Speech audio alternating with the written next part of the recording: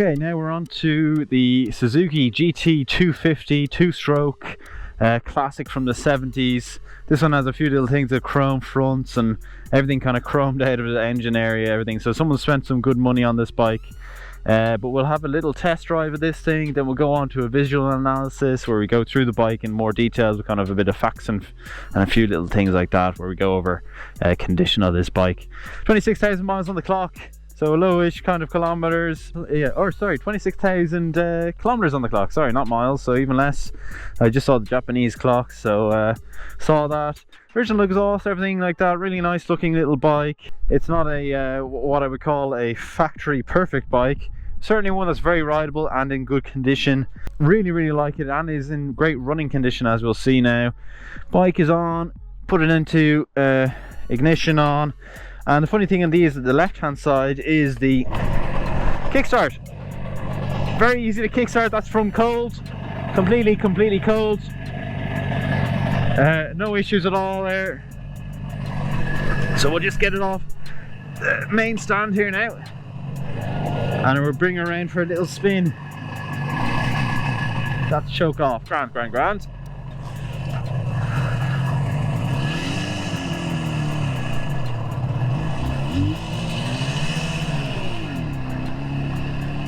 Okay, there we go, that's better. Just had her warm up slightly. She's an older bike.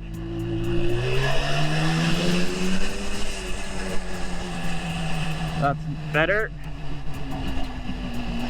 Indicators on, and let's go for a spin. Make sure there's no one out to kill us here. Might need a bit of choke.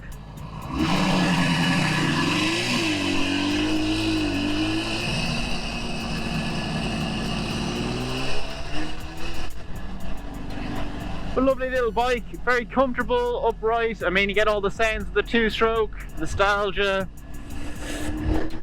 everything you'd really want from a bike like this.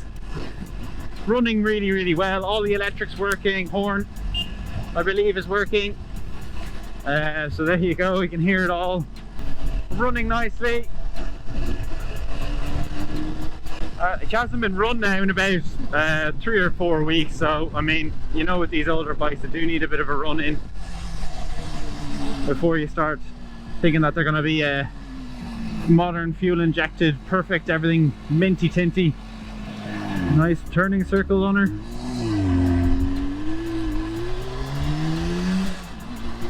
She wants to be revved out. She needs a good drive. Other than that, going through all the gears really nice. Handlebars feel good, not too shaky. These are twin, so a bit better than the singles on the 125 point of view. Turn in left here.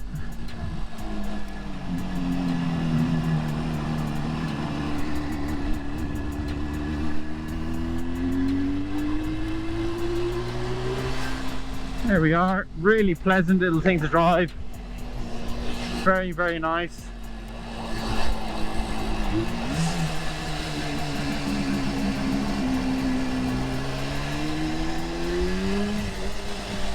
And you get that two-stroke power band, which is always nice to have. That's a lovely parking position you have there, mate.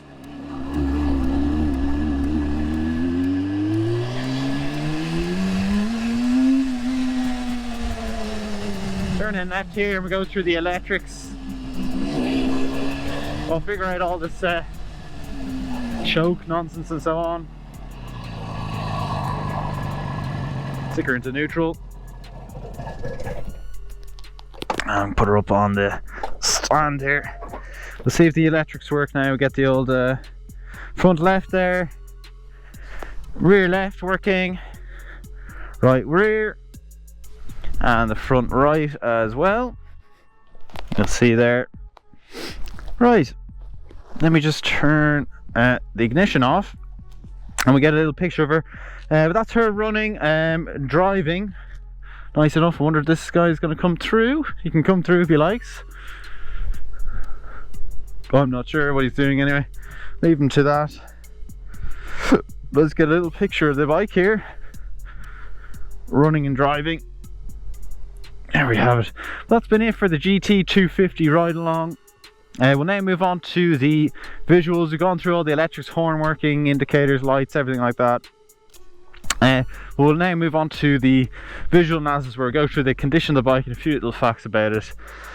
So if you have liked it up until now, please do leave a like. Also comment down below what you think of the Suzuki GT250, and finally subscribe if you haven't already. Okay, so we're just back in from the test drive, so I thought I'd do it a different way around this time.